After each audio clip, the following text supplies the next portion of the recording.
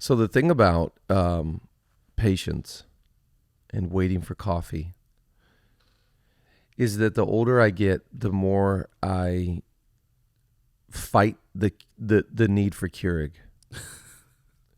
It's this morning I get up, I put all the water in the, what are those called? The hopper. The hoppers. I grind my beans.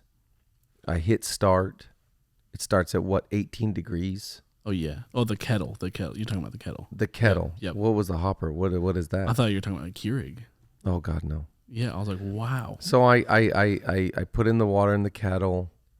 I wait for it. I got my beans fired up. I got my 2 coffee cups. I got my half and half, my spoon, and I'm waiting.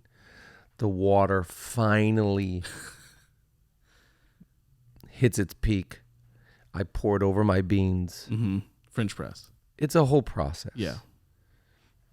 I hit the timer because I got to wait now even more.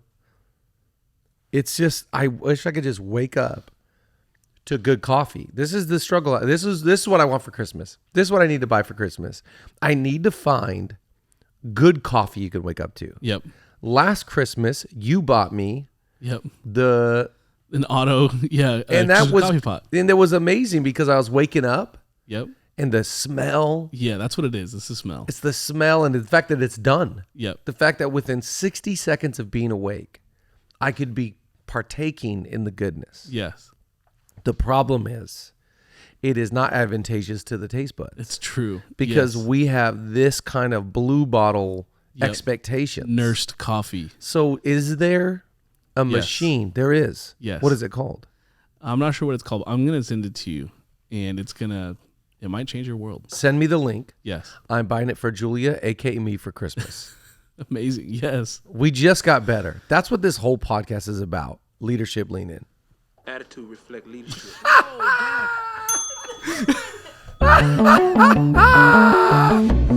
Oh, welcome back to another episode of Leadership Lean In. We're trying to get a little bit better.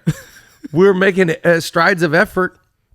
We cannot promise perfection. Nope. But we can promise progress. Yes, but that was not progress. No, that was a step You back. got to know your... The colors and all By the way, buttons. this reminds me, this little setup here, I saw this great TikTok of these 2 kind of DJ guys. Yeah. And they took a video of this kid like in an African village. He's like singing this beautiful song. Yes. Did you see I this? saw And they this. mashed It's it up so and made it a good. song. I cried. Yes, it's so I showed good. it to my boys. I was like, this... And I was like, boys, I want you to make music. Like, learn. Don't be like Nate Dogg and hit to reflect leadership. Don't hit the wrong button. But I just thought that was so cool. Yeah, it was amazing. Amazing. So we're trying to get better. That's the point of this intro is we're trying to get a little bit better. We're about to celebrate Christmas. Here we go. Merry Christmas to you, Nate Dogg. You as well. Merry Christmas, April. April's behind the camera. By the way, I just called her out. She'll be back. I said, why are you not? We need you. Yes. We need input from April. So she'll be back on the next episode. So just chill till the next episode. Those are Snoop Dogg lyrics. But we want to thank everybody that's been on the journey with us this year. What a phenomenal year. 2022, a lot of stretching, a lot of changing, a lot of growing, a lot of looking at the man in the mirror, a lot of having to die to things that should be dead in us and grow things that need to grow in us. It was a year of growth like no other. Truly. I don't know about you personally. I was challenged. I was faced with leadership issues I've never dealt with before. And you really find out what's inside of you when you go through hardship. And just like the year before, we went through some hardship. Oh, and the year before that, you went through some hardship. Yep. So one of the things that comes in a year is phenomenal success and growth and momentum in some areas and some lids and frustrations and some things you got to address. And that's just another year of life around the sun. That's another year of growing pains. So thank you to everybody that grew with us this last year. We had a phenomenal year. Incredible. Leadership Lean In. You told me yesterday, top what? Top 1% of podcasts. I mean, guys, it's all the leaners that just keep leaning in together with us on the journey. I met a leaner on Sunday. He's like, I'm a leaner. This guy was telling me him and his 2 high school daughters on the way to school listen to Leadership Lean In. So cool. we're blown away by it. There's just so many great leaners out there. Everywhere we go, we meet leaners. You guys are the best. I love our community. I love our tribe. Mm-hmm. As they say, I love us. I love us. Ooh, I like that. How about the guy that made the Leadership Lean In merch? Oh, okay. Yes, you sent us a text. This guy made a Leadership Lean In merch. It had your face on the back and a quote that we say often around here. John Maxwell once said ... I'm like, this is what is it? John Maxwell always says, or always says. Once said, yeah. It's just that merch was. I sent it to Jerry, who does a lot of our merch, and he's like, "Whoa, you made this?" And I was like, "No." One of the leaners made it. So that's just classic leaner behavior. Just making us proud out there in these streets. Yes. In these leaning streets. These merch streets. We are making merch. We are getting ready for our 100th podcast. Yes. There's some ideas that have been shot our way that I think are tremendous. We're going to be announcing. By the time we get to episode 98, we need to start announcing. Truly. Okay, so we're announcing episode 98 that's coming up. We're going to let everybody know. We're going to give you ample time to prepare to meet us wherever we're hosting episode 100. It could be in, I've thrown around Jackson Hole. Thank God I'm not in Jackson Hole this week. Yeah, is it just all snow right now? Well, yeah, it's actually it's record cold in Montana, right? The Jackson Hole's in Wyoming, but yes. That's what I meant. Yes. Yep, you got me. But in Montana. Geography. In Montana, our good friends Jenny and Levi Lusko sent us a photo of their weather this week, negative 33 degrees. Ugh. By the way, to contrast, Christmas Day here in Los Angeles will be a whopping 78 degrees. We will be in the ocean. I've already told my son he can swim. On Saturday, it's going to be 76. On Sunday, it's going to be 78. I'm taking him to the beach both days because he wants to boogie board. So we'll be there Christmas Eve and Christmas Day in the water. So if we go to Jackson Hole, it will be if the weather report is favorable. Yeah. But wherever we're going to be, you got to join us. Thank you to everybody, that likes, subscribes, comments, shares. A lot of people shared the podcast, and I saw a few people this last week share the timestamp that they really love. Very cool. So that's really cool to us, and we love our community, and I'm excited for this next year of growth and momentum. We're gonna do a lot more challenges. Yeah. In the new year. I love that. I read a David Goggins challenge this morning. Oh man. 9 things to do for the next 6 months. Stop. I want to see this. That will transform your life. And it's just, to me, I was reading through it, swiping, going, yeah, you just need goals. You need benchmarks. You need I'm going to get there. And I was inspired by David. He just dropped a new book. Did he really? What is it called? It seems like a follow-up from his last one. From You Can't Break Me? Yeah. Isn't that what it was called? Yeah. That was a great one. Incredible. Okay, well, today, let's jump in. We're talking about 10 rules for life. Ooh. 10 rules for life. I got these rules from the great coach of Clemson University, Dab on him, Sweeney. And so I want to give credit, and I just want to break these down because when I read them, I go, yes. Leaners need to hear this. Number 1, show up on time. Makes me think of the great Billy Bush. My dear friend Billy Bush, we were going to play pickleball at his house last week. 3:15 start time. Number 1, when you get there and you see his pickleball court, you go goals. Yep. To have a pickleball court. 3:15. Now, the guys that I've invited, he asked me to get 2 guys to come play. He wants good action. That's what he calls it. Good action. Good action in the pickle. Now, I tell these guys, 3:15 is the start time because the Bushman, also known as Clutch, is a stickler on punctuality. Yep. He's classy. Yep. He's just on time. And I think I'm always challenged with this. Time management and money management go hand in hand. Yeah. If you want to throw a third in there, it'd be energy management. You manage your time. You assign it. You tell it what to do, and you do your best. You know that to respect someone or to honor someone, you show up on time. Yeah. Unless it's to a party in LA. I get it.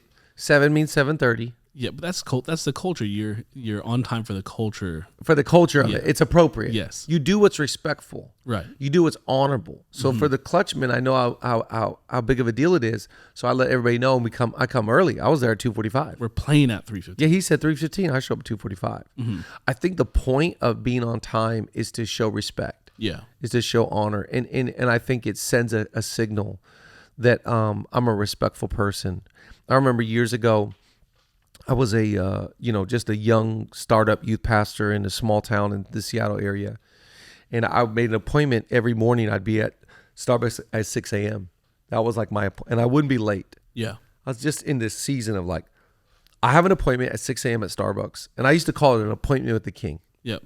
And I heard someone say, don't be late, never miss, and don't be late for this appointment. Wow. So for a run of time, a period of my life, I was not late and I did not miss. And so years later, I got to know probably one of the most influential guys in the area. And he was telling me, he said, the reason why I respect you and I knew that you were real is because when I would walk into Starbucks at, 6:10, 6:15, I would see you there, with your Bible open and you're reading. And that told me, who you were and what you're about. Wow. So I always think, Love that. Time and being on time sends a signal of excellence, Yep. respect, honor, preparedness, time management, having the skills to have your stuff in order, being late, always, being a mess, bringing your emotions to your job. It sends a signal, I can't trust you. Truly. So it's something so simple, Yeah. but I think a great rule in life, be on time. Number 2, show how much you care.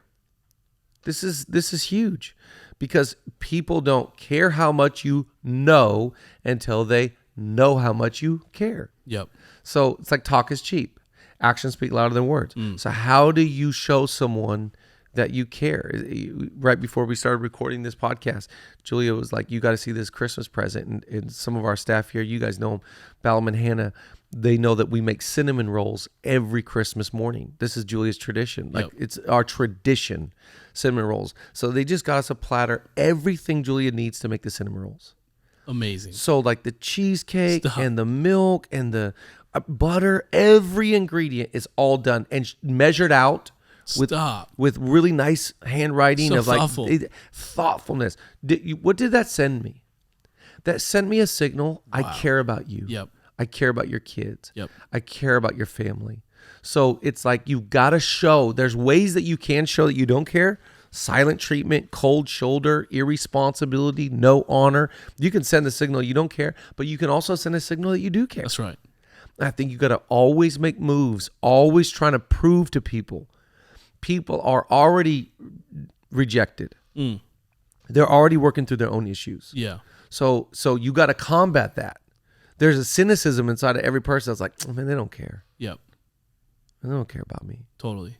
They're not thinking about me. I think on the flip side of that too, there's a vulnerability that you have to exude to show people that you care. That's right. There's a level of like, I've been hurt by people who I let know I cared about, and they betrayed me, abandoned me, disappointed me. So I'm just going to hold back that. That's but right. As a leader, you don't have that privilege to do that anymore. The part of leading is putting yourself out there, putting the risk of showing people that you care. I saw this great clip the other day about this guy who's talking about 3 pillars to a healthy marriage. And so I was like, wow, what is this about? He goes, number 1, the first pillar of a healthy marriage is generosity. And being generous with your affection, being generous with your attention, being generous with your words, being generous with, it just started breaking down generosity. And a lot of people don't because they're so wounded, they're so broken, they're so afraid of being vulnerable. Yep. But generosity is throwing my heart on the line. Yeah. Of going like, I'm okay to be rejected. I'm going to try and be generous. Show people that you care. Really good. People, it's like, it's so cliche, but I always think most people feel like Kendrick Lamar. Kendrick Lamar's haunting words, to me are not be humble, sit down. They're, what I forget the way he phrased it, but like, nobody's praying for me. Yep. I forget what he says, but like, yeah. To me, whenever I hear those lyrics, it makes me think like most people don't think nobody's praying for them. Yep. And for you to prove that you are praying or thinking, thoughtfulness. Yep. Show people you care, and you'll get the best response out of them. The next one, number 3, be a great teammate.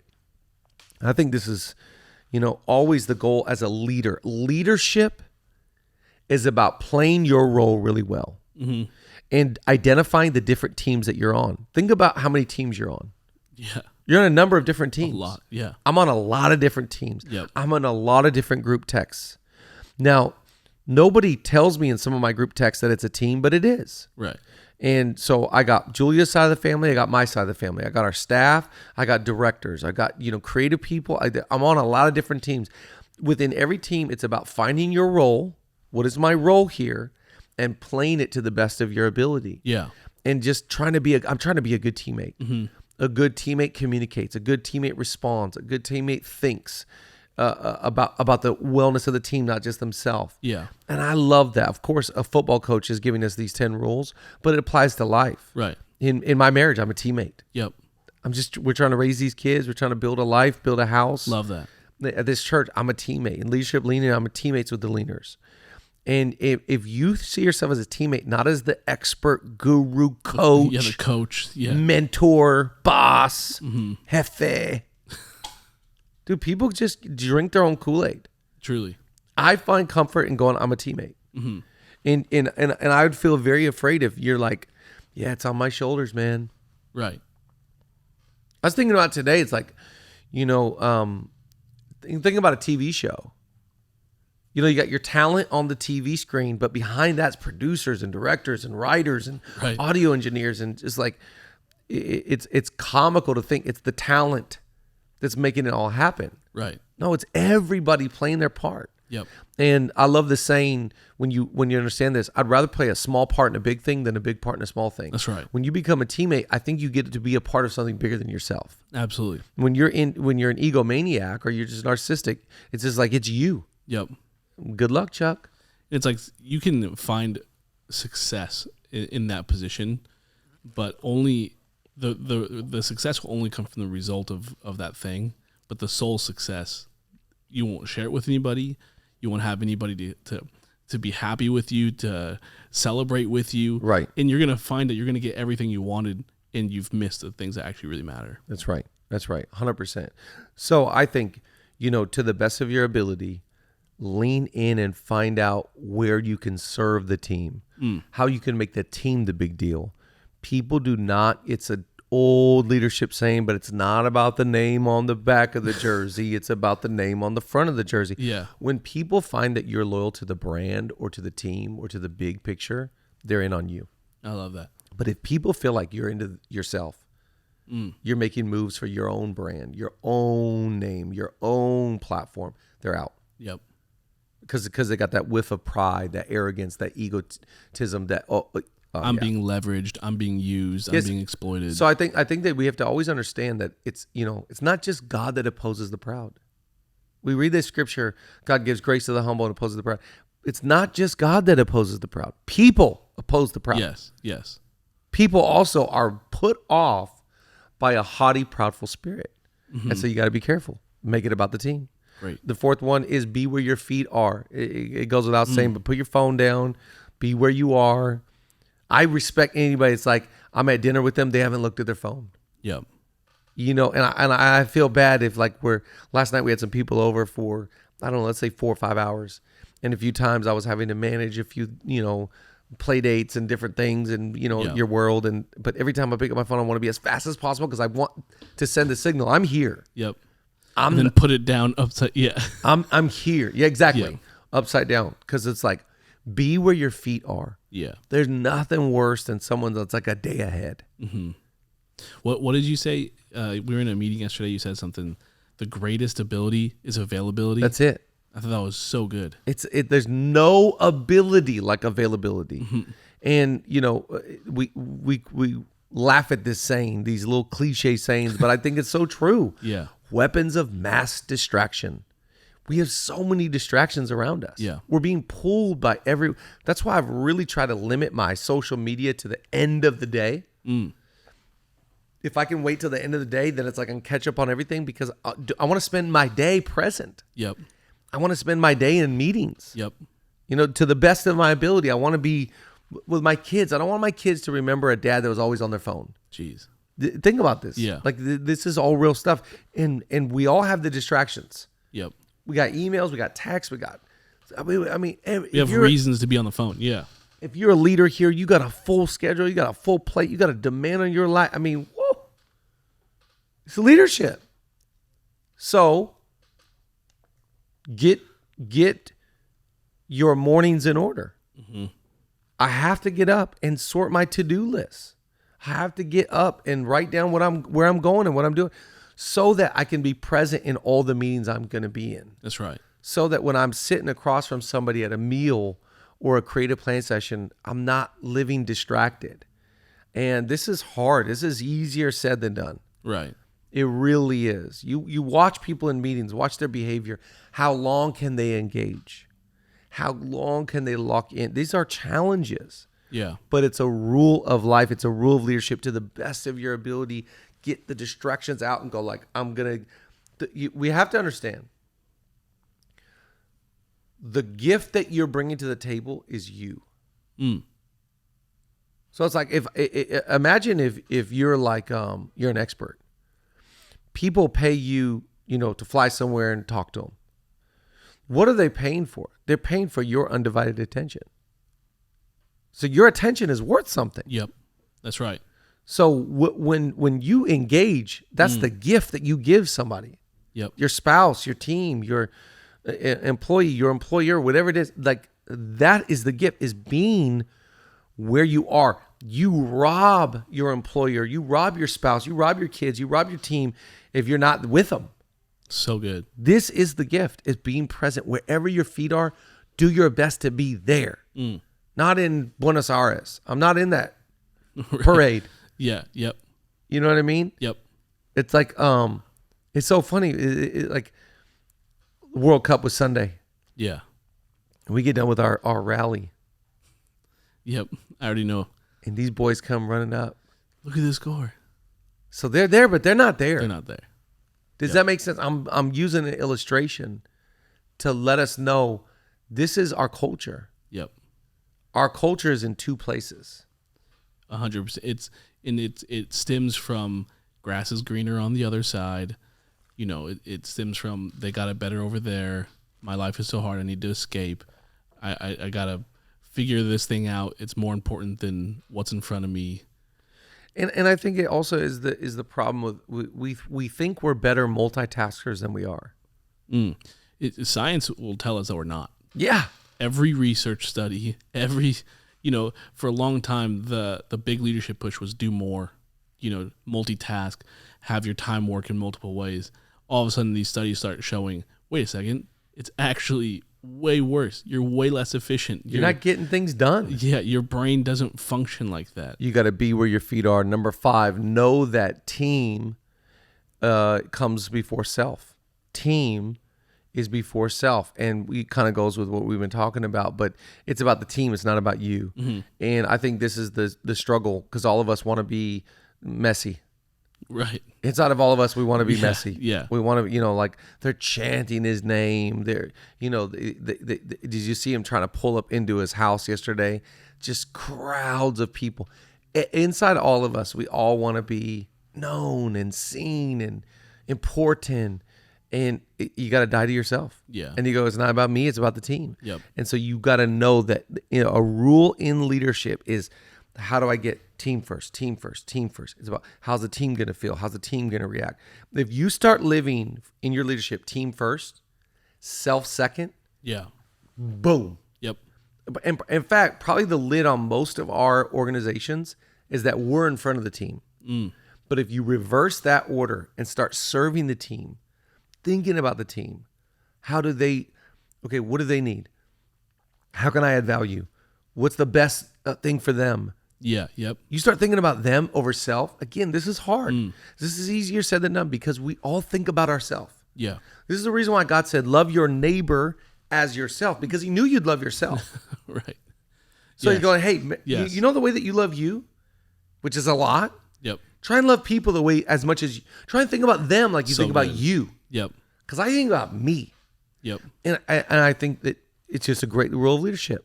The team and its needs come in front of your own. Yeah. Eventually, you're going to build an organization that's so big that you will become the bottleneck of that thing because everything will have to go through you. So you might as well just start now, the practice. It'll become harder if you don't start now. That's right. That's right. You might as well just start. You got to buy into the team. Don't just buy into self, which there's a tension there. You got to believe in yourself, love yourself, all that, take care of yourself, self-care, all that kind of stuff. Yeah. But it's about the team. Number 6, know how to win and lose. And this is great because you've got to figure out ways like I can take a little bit of an L. I just can't take a massive L.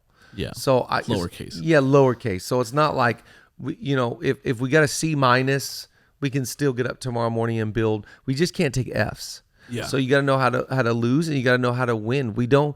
We always say we're not trying to hit home runs. We're trying to hit base hits. That's it. Just a base hit, just a solid dub. And like there's I'm watching the Lakers this year, and I'm like, I can tell the other night they're playing against the Suns. LeBron, AD, and Russ are not in the game. So they know they're going to lose, and they're probably going to lose bigger. Yep. And we calculate that. It's fine. Right. I can take that the L. expectation. Yep. Yeah, but I can't take L's if all 3 of them are playing and we get blown out by 40. That's like we got a serious issue. Yep. So you got to be able to calculate. Yep. I always think you got to forecast. You got to look at weather. You got to look at timing. You got to look at where we're going. A guy in our church that I really love, he owns a company called Cuts Clothing. Yeah, Stephen Steven. Borelli. Shout out to Stephen Borelli. And I saw him on social media talking about he's excited about releasing more women's clothing. And I forget the percentages, but he was talking about in like 2 or 3 years of releasing men's clothing, they did that like in a short amount of time with women's clothing. And I just love that he's calculating his wins for next year. Yep. What's going to be our win? Great. We want to win, of course, in men's, but we see a big projection of win in women's sales. So we want to win there. And I think you got to be able to go like, hey, I'm going to cut these positions, or we're not going to be so good here. So I'll take that L. Yeah. So I think it's just good practice to try get in that space where you're like, okay, we're going to take some L's. Who doesn't take L's? Yeah. I think it's so funny to try and like pretend like we don't have losses, Right. or failures, plateaus. Yeah, that's just part of like working and figuring it out. That's what I love about watching the Warriors. Yep. That's what I love about like the Cowboys. Name a sports franchise, name a company, name a industry. Nobody just wins. Right. I saw this TikTok and they're talking about, the graph up to the right. That's the trajectory goal you want, right? But they said if you don't have steps, Yeah. Levi was talking about this. You can climb steps, but he said if it's just a slope, everyone falls down. Everyone's if it's gonna get too steep, you're gonna fall back down and things gonna crash. And it's like you gotta have built-in, downs, plateaus, and that develops you for the next big climb. And I think that you have to be okay with there is such a thing as a good loss. Yes, absolutely. Like if again, sometimes an L can just put fuel in the fire to change things and help here and identify what's really going on in the big. So much. Exactly. So I think you got to know how to do that. Next one, number 7, find strength in the struggle. The joy is in the journey. You got to find strength in the struggle. You're wrestling through it. You're thinking about it. You're up early in the morning. You can't sleep at night. The struggle. Find strength in that. Yeah. What is it about the lie of leadership that's like, it's just, we're going to coast into arenas. Right. We're going to coast into the up and the right. It's just like, no, it's like you're there leading because we think that you're actually qualified to wrestle with this stuff. Yes. And the fact that you get paid to wrestle. Right. You don't need leaders if there's no problems. You get paid to be joyful in the midst of the struggle. Yes. There's a struggle. Great. Welcome to the club. Right. You getting punched in the face? So am I, buddy. Yeah, all of us. We're all trying to figure it out. We're all trying to make the changes. We need new people to hire. We need more money. We need more, blah, blah, blah. Fill in the blank for your space. I think find strength in the struggle. The struggle ought to tell you that there is breakthrough coming. Yeah. And there's a mountaintop that's not that far away. And that there is going to be, it's like the other day we were watching a game. What game were we watching? I think it was My son and I we were watching. This is crazy. Winston and I were watching the Raiders-Patriots game on Sunday. Wow. This guy, Jacoby Myers, throws it a good 15, 20 yards behind him to a former Patriot linebacker who grabs the ball, slams Mac Jones to the ground, Destroys him. runs, and they're in Las Vegas is going crazy. Me and Winston are yelling at the TV. And I turned to Winston, I said, you know, Winston, that is called the thrill of victory versus the agony of defeat. Yep. And we play because we love to feel the thrill and we hate to feel the agony. And I think that's just part of life. That's part of leadership. It's like you're going to have some thrills and you're going to have some agony. We just need somebody who's willing to go through the struggle. Which one do you love more or hate more? Do you hate losing more or do you love winning more? That's a great question. I hate losing more. Yeah. I hate to lose. Yeah, I hate it. I hate to lose. If I take an L, something's embarrassing, I'm driven. I probably would be. I want to achieve. I like achieve. That's a great question. But I think I hate the taste of losing more than anything. Mm-hmm. I love winning. Winning is great. Maybe I don't always feel like I'm winning at the rate or the level I want to win. Yeah. So I'm more driven to make sure I never lose. Yeah. I don't ever want to lose. Oh, gosh. I hate losing. Losing on the biggest stage versus winning on the biggest stage. Oh, my gosh. Would be the, yeah. I hate Some losing. people never recover. Yeah, truly. To be honest, some people. How about this guy, Ryan, Matt Ryan? Oh, yeah. The biggest loss, biggest comeback in Super Bowl history, and then this last week, the biggest comeback in NFL history, both against him. Ugh. Good luck, buddy. Number 8, find joy in the journey. You got to find strength in the struggle and joy in the journey. It's not about results. Love this. It's not about results. The thrill of it is the work. Mm-hmm. It's the journey. It's the process. It's the development. It's not about getting there. There is no there. Yep. There is no destination. There is no arrival. If you can do two things, just determine in your life, there's no such thing as arrival and there's no such thing as retirement. I sat in this great round table with John Maxwell and Chris Hodges a couple years ago. And Chris Hodges was getting ready to plan his exit and was executing it. And John Maxwell got a hold of him and said, erase your finish line. There is no finish line. Give until you're done. And I was challenged by this because a lot of people want to get there and then the country club and then now we're just chilling and Yeah. And I've seen a lot of people do this and I don't know if there is. First of all, I don't know if it's God's will, Right. that we stop. Yep. I don't know. Who am I? I'm 43. I'm just telling you what they were talking about. Old. But what I'm saying is old. At first, when you said that, I thought John Maxwell old, Chris Hodges. Oh, he's saying I'm old. Kidding. No, it is old. It's old. So I think though that you gotta just go like, man, I don't know where the journey will lead me. I don't know. Isn't life so funny? April, did you think that you'd be sitting here doing what you're doing right now? Not in a million years. Not in a million years. Nate Dogg, did you? No. I never thought.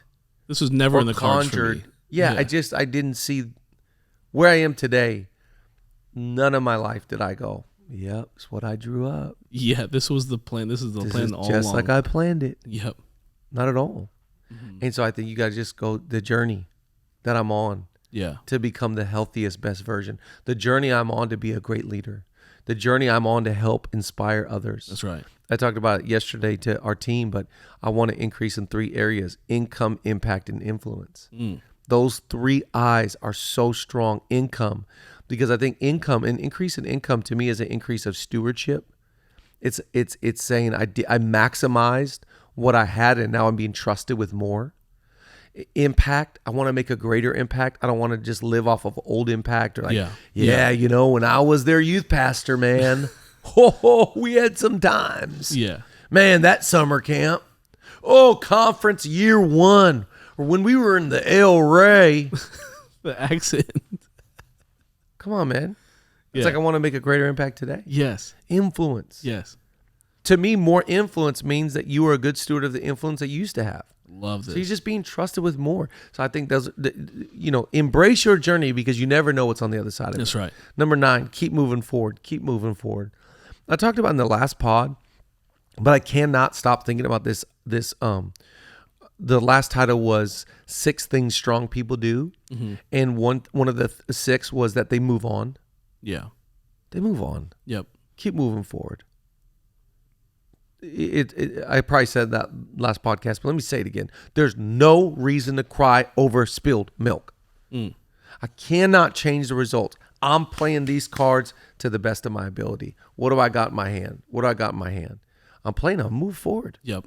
That's Move it. forward with happiness. Move forward with joy. And the last one, number 10, keep getting better. You might hit the wrong attitude, reflect leadership. You might hit ding. Do it again just so we can. Yeah, do the attitude one. Attitude reflect leadership. You might hit those at the wrong time. But Not that time. But we want to encourage you, Nate. I got better. Keep getting better.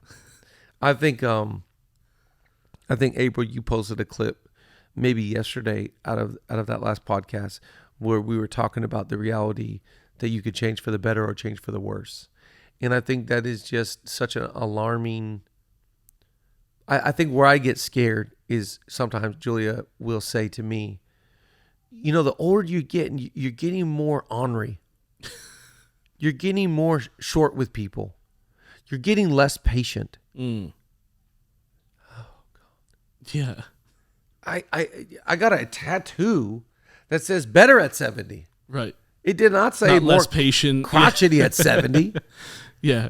And I just think the hard part of life is the older you get, the more you got to face your demons.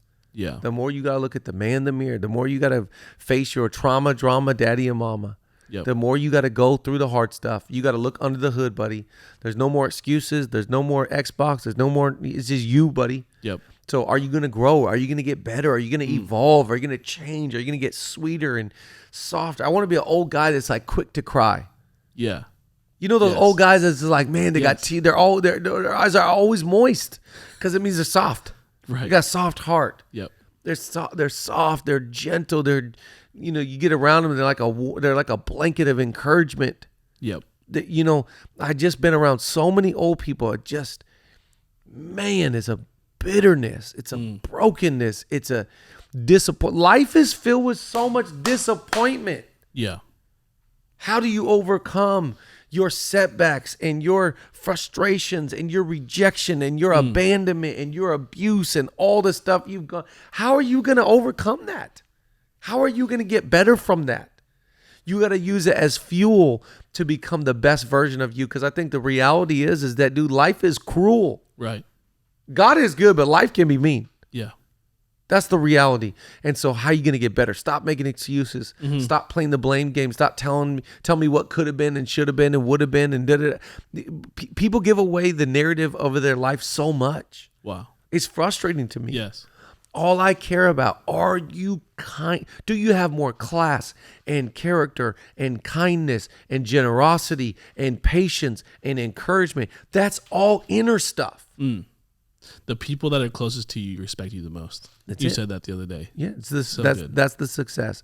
Is I'm getting better. I'm getting better. I'm getting better. I watched a guy recently. He's getting worse. I can see it. I can feel it. He's just getting worse. It's like, oh man, those vices, those lies, that manipulation, that ego, that self-centeredness. Oh, that's dangerous. You're going down a path. Your kids are gonna hate you. Wow. Your team's gonna. Oof. What's on the other side of that? You're not getting better. I think that part of the lie of leadership is that people think they're getting away with stuff because of the results. We got money. Yep. We got this. Numbers. Yeah. Well, if it was bad, I wouldn't have, blah, blah, blah. The win that you're looking for as a leader cannot be seen in the physical realm. That's right. It's all inside hard Yep. stuff. And so these are just 10 rules of life. You don't have to obey them. That's fine. But I think wisdom is calling out in the streets. That's right. Maybe call wisdom your sister. Maybe put it around your neck. Because I think that if you act as a fool, you're gonna have the consequences of a fool. But if you can operate in wisdom and follow these 10 rules of life, on the other side is not the respect of others. That's not why we lead. I don't lead so I can be respected. I lead so I can first garner self-respect. That's right. And if I respect myself because of the decisions I made in the shadows, in the quietness of my own home, I know other people will respect me. There it is. Leadership Lean In. We love you. We'll see you soon.